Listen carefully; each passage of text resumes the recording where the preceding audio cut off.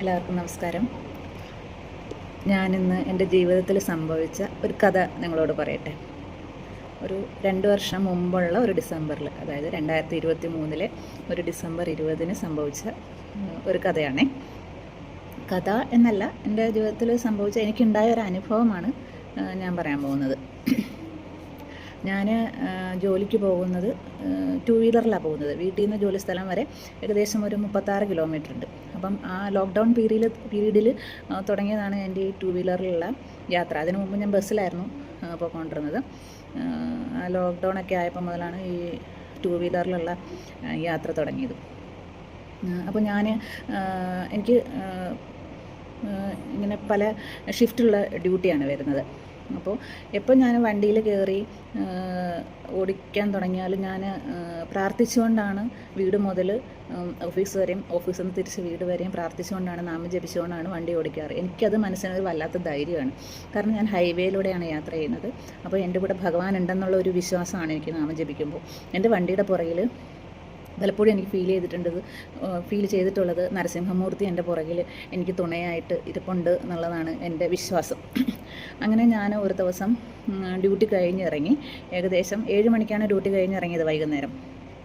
അപ്പോൾ ഡ്യൂട്ടി കഴിഞ്ഞിറങ്ങി ഏകദേശം ഒരു 8 മണി ആയി കാണും. എൻ്റെ വീടിനൊരു ഏകദേശം ഒരു 5 കിലോമീറ്റർ അടുത്തെത്താറായി. അപ്പോൾ ഹൈവേയിൽ പണിയൊക്കെ നടന്നുകൊണ്ടിരിക്കുന്ന സമയമാണ്. അപ്പം സ്ട്രീറ്റ് ലൈറ്റുകളൊന്നും അങ്ങനെ അധികം വർക്ക് ചെയ്യുന്നില്ല. അപ്പം ഞാൻ അധികം സ്പീഡിലല്ല, കുറച്ച് സ്ലോയിലാണ്. നൈറ്റായ കാരണം കൊണ്ട് കുറച്ച് സ്ലോയിലാണ് വണ്ടി ഓടിക്കാറ്. അങ്ങനെ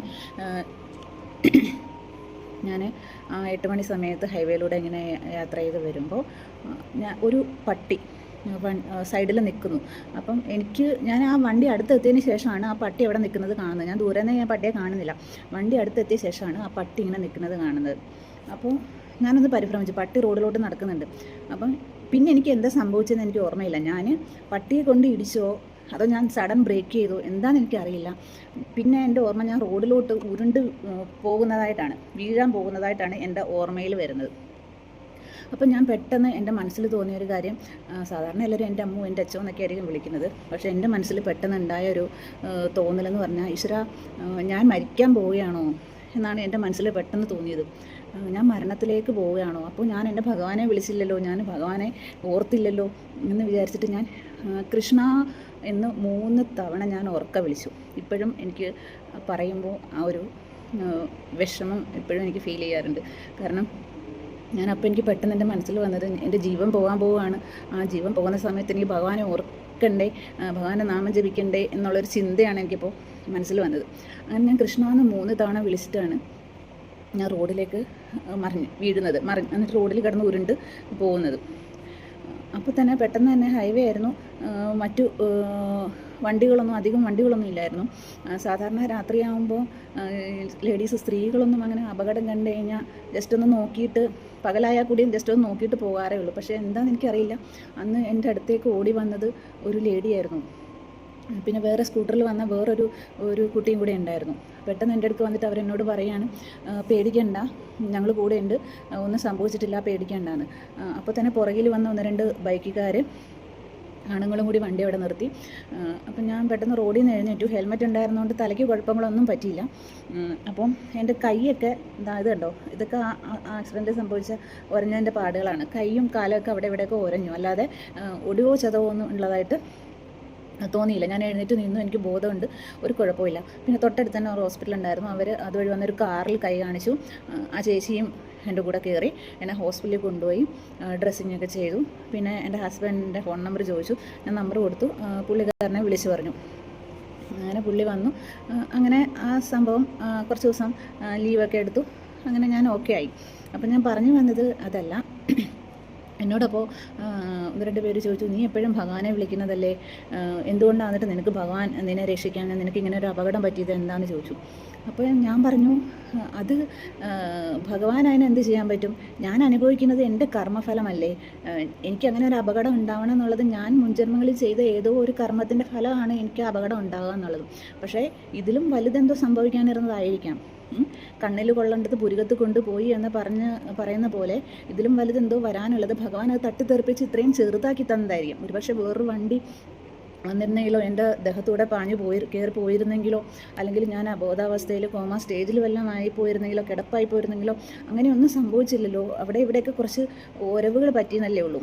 അപ്പോൾ ഞാൻ വിശ്വസിക്കുന്നത് എൻ്റെ ഭഗവാൻ എന്നെ വലിയൊരു അപകടത്തിൽ നിന്ന് രക്ഷിച്ചു എന്നാണ് പറഞ്ഞു, അവരോട് ഞാൻ പറഞ്ഞു. എന്നിട്ട് പിന്നെ എനിക്ക് ആ പട്ടിയോട് ദേഷ്യമൊന്നും തോന്നിയില്ല കേട്ടോ. അപ്പോൾ എൻ്റെ മനസ്സിലുണ്ടായ എന്താണെന്നറിയോ, ഈ കഴിഞ്ഞ ജന്മങ്ങളിൽ എപ്പോഴോ ഞാൻ ആ പട്ടിക്ക് എന്തോ ദ്രോഹം ചെയ്തിട്ടുണ്ട്. അതുകൊണ്ടായിരിക്കണം ആ പട്ടി തിരിച്ച് ഈ ജന്മത്ത് എന്നോട് ഇങ്ങനെ ഒരു കർമ്മഫലം എന്നൊന്നുണ്ടല്ലോ. അപ്പം കഴിഞ്ഞ ജന്മത്തിൽ ഞാൻ ആ പട്ടിയോട് എന്തെങ്കിലും ദ്രോഹം ചെയ്തിട്ടുണ്ടായിരിക്കും. അതുകൊണ്ടായിരിക്കും ഈ ജന്മം എനിക്ക് ഈ പട്ടി കാരണം ഇങ്ങനെ ഒരു ആക്സിഡൻറ്റ് സംഭവിച്ചത്. പക്ഷേ അവിടെയും ഭഗവാൻ എന്നെ കാത്തുരക്ഷിക്കുകയാണ് ചെയ്തത്. പിന്നെ ഞാൻ പറഞ്ഞു വന്നത്, എന്നോട് പലരും ചോദിച്ചിട്ടുള്ള ഒരു കാര്യമാണ്, ഈ പ്രായത്തിലെ ഭക്തിയുടെയൊക്കെ ഒരു ആവശ്യകത എന്താണ്? കുറച്ച് പ്രായമായിട്ടൊക്കെ പോരേ ഭക്തി? ഒരു 60 വയസ്സ് അല്ലെങ്കിൽ ഒരു 55-60 വയസ്സൊക്കെ ആയിട്ട് പോരേ ഭക്തി എന്ന് പറയുന്നതെന്ന്. അപ്പം പണ്ട് എൻ്റെയും ചിന്ത അങ്ങനെ തന്നെയായിരുന്നു. പക്ഷേ ഇപ്പോൾ കുറച്ച് വർഷങ്ങളായിട്ട് ഞാൻ അതിൽ നിന്നും വ്യത്യസ്തമായിട്ട് ചിന്തിക്കാൻ തുടങ്ങി.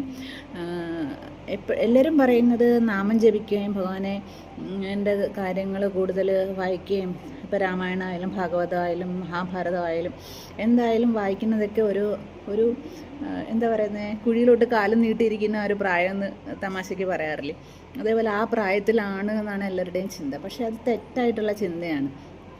നമ്മൾ ഈ ഒരു മനുഷ്യജന്മം നമുക്ക് മോക്ഷത്തിന് വേണ്ടിയിട്ട് തന്നിട്ടുള്ള ജന്മമാണ് ഭഗവാൻ.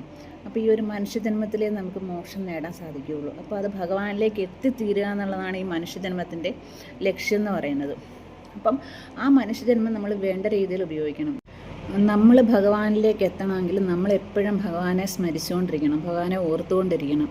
അപ്പോൾ വയസ്സാം കാലത്ത് നമുക്ക് ഭഗവാനെ ഓർക്കാൻ പറ്റും, ഭഗവാന്റെ നാമം ജപിക്കാൻ പറ്റുമെന്ന് എന്താ ഇത്ര ഉറപ്പ്? തൊട്ടടുത്ത നിമിഷം നമുക്ക് എന്ത് സംഭവിക്കണം നമുക്കറിയൂ. അപ്പം ഭഗവാന്റെ നാമം ജപിക്കുന്നതിന്, ഭഗവാനെ ഓർക്കുന്നതിന് വയസ്സാകുന്നിടം വരെ നമ്മൾ കാത്തിരിക്കണോ? അപ്പോൾ ആ വയസ്സാകുന്നിടം വരെ നമ്മൾ ജീവിച്ചിരിക്കും എന്നുള്ളതിന് എന്താ ഉറപ്പുള്ളത്? ഒരു ഉറപ്പുമില്ലല്ലോ. നമ്മുടെ ജീവനും സ്വത്തിനും ഒന്നിനും ഒരു ഉറപ്പുമില്ലല്ലോ. അപ്പോൾ നമുക്ക് ആരോഗ്യമുള്ള ഓർമ്മയുള്ള ആ ഒരു കാലത്ത് നമ്മൾ ഭഗവാനെ ഓർത്ത് നാമം ജപിച്ച് തുടങ്ങണം. എൻ്റെയൊക്കെ ചിന്ത എന്ന് പറഞ്ഞാൽ ഇത്രയും ലേറ്റായി പോയി എന്നാണ്. ഭഗവാനെക്കുറിച്ച് അറിയാനും ഭഗവാന്റെ നാമം ജപിക്കാനും ഒക്കെ ഒരുപാട് ലേറ്റായി പോയെന്നുള്ളതാണ്. നമ്മൾ ആ ചെറുപ്രായം മുതലേ അത് കുഞ്ഞുങ്ങളെയൊക്കെ ശീലിപ്പിച്ച് കൊണ്ടുവരണം. കാരണം നമ്മൾ ഈ ഭഗവാനെ സ്മരിച്ച്, ഭഗവാനെ പ്രാർത്ഥിച്ച്, ഭഗവാനിലെല്ലാം അർപ്പിച്ച്, കർമ്മങ്ങളെല്ലാം അർപ്പിച്ച് ചെയ്യുമ്പോൾ നമ്മുടെ മരണസമയത്ത് നമ്മൾ ഏത് അവസ്ഥയിലാണ് നമ്മൾ മരിക്കുന്നതെന്ന് പറയാൻ പറ്റില്ല. ചിലപ്പോൾ നമ്മൾ ഓർമ്മയില്ലാത്തൊരവസ്ഥയിലായിരിക്കും, അല്ലെങ്കിൽ നാവെടുത്ത് ഭഗവാനെ എന്ന് വിളിക്കാൻ പറ്റാത്തൊരവസ്ഥയിലായിരിക്കും. നമ്മുടെ ഒന്നും സ്വന്തം അച്ഛനെ അമ്മയെ പോലും തിരിച്ചറിയാൻ പറ്റാത്ത, മക്കളെയോ ഭർത്താവിനെ ഒന്നും തിരിച്ചറിയാൻ പറ്റാത്ത ഒരവസ്ഥയിലായിരിക്കും. അപ്പോൾ നമുക്ക് എങ്ങനെ പറയാൻ പറ്റും ആ മരണസമയത്ത്? എല്ലാവരും പറയും ആ മരണസമയത്ത് ഭഗവാനെ വിളിച്ചാൽ പോരെ, അതിനെന്താ ഇത്ര പാട്? ആ സമയത്ത് ഭഗവാനെ കൃഷ്ണ എന്ന് വിളിച്ചാൽ പോരെ, അതിന് ഇത്ര പാടെന്തായിരിക്കുന്നതെന്ന് ചോദിക്കും. പക്ഷേ നമുക്ക് ആ സമയത്ത് അങ്ങനെ നാവെടുത്തൊന്ന് വിളിക്കാനോ ഓർക്കാനോ പറ്റണമെന്നില്ല. അപ്പോൾ നമ്മൾ ഈ നമുക്ക് എന്താ പറയുക, ഓർമ്മയും സൗന്ദര്യവും ആരോഗ്യമൊക്കെ ഉള്ള സമയത്ത് ഭഗവാനെ ഓർത്തിട്ടുണ്ടെങ്കിൽ, മരണസമയത്ത് നമുക്ക് ഭഗവാനെ ഓർക്കാൻ പറ്റിയില്ല എന്നുണ്ടെങ്കിൽ ഭഗവാൻ ആ സമയത്ത് നമ്മളെ ഓർക്കും. ഭഗവാൻ ആ സമയത്ത് നമ്മളെ ഓർക്കും. കാരണം നമ്മൾ ഇത്രയും കാലം ഭഗവാനെ ഓർത്ത് ഭഗവാന്റെ നാമം ജപിച്ചാണ് ജീവിച്ചത്. അപ്പോൾ നമ്മുടെ ഓർമ്മ പോയ ആ ഒരു സമയത്ത് ഭഗവാൻ നമ്മളെ ഓർക്കും. അപ്പോൾ നമ്മുടെ അടുത്തേക്ക് വരുന്നത് യമകിങ്കരന്മാരായിരിക്കില്ല, ഭഗവാന്റെ ആളുകളായിരിക്കും. അതായത് വിഷ്ണു പാർഷദന്മാരായിരിക്കും നമ്മളെ കൊണ്ടുപോകുന്നത്, ഭഗവാന്റെ ലോകത്തേക്ക് കൂട്ടിക്കൊണ്ടുപോകുന്നത്. അപ്പോൾ നമ്മൾ ചെയ്യേണ്ട ഒരു കാര്യം എന്താണെന്ന് വെച്ചാൽ, ഇപ്പോഴേ നമ്മൾ ഭഗവാനെ ഓർത്ത് ഭഗവാന്റെ നാമം ജപിച്ച് എല്ലാം ഭഗവാനിൽ അർപ്പിച്ച് ജീവിച്ച് തുടങ്ങണം. അല്ലാതെ നാളെ നമുക്ക് ചെയ്യാം, നാളെ 60 വയസ്സ് കഴിഞ്ഞിട്ട് നാമം ജപിക്കാം, അല്ലെങ്കിൽ മരണസമയത്ത് കൃഷ്ണ അല്ലെങ്കിൽ മഹാദേവ എന്ന് വിളിച്ചാൽ പോരെ എന്ന് ചോദിച്ചാൽ നമ്മുടെ ജീവിതത്തിന് ഒരു ഗ്യാരണ്ടി ഇല്ലല്ലോ. തൊട്ടടുത്ത നിമിഷം എന്ത് സംഭവിക്കുകയെന്ന് നമുക്ക് ആർക്കെങ്കിലും പറയാൻ പറ്റുമോ? ഒന്നും പറയാൻ പറ്റില്ല. അതുകൊണ്ട് നമുക്ക് ചെയ്യാൻ പറ്റുന്നത് ഇത്രയേ ഉള്ളൂ. എല്ലാം ഭഗവാനിൽ അർപ്പിച്ചുകൊണ്ട് ഭഗവാൻ പറ്റുമ്പോഴൊക്കെ ഭഗവാനെ ഓർത്ത് ഭഗവാന്റെ നാമം ജപിച്ച് നമുക്കൊരുപാട് ജോലികൾ ഭഗവാൻ തന്നിട്ടുണ്ട്. ആ ജോലികളെല്ലാം ചെയ്തുകൊണ്ട് തന്നെ നമ്മൾ ഭഗവാനിൽ സമർപ്പിച്ചൊരു ജീവിതം മുന്നോട്ട് പോവുക.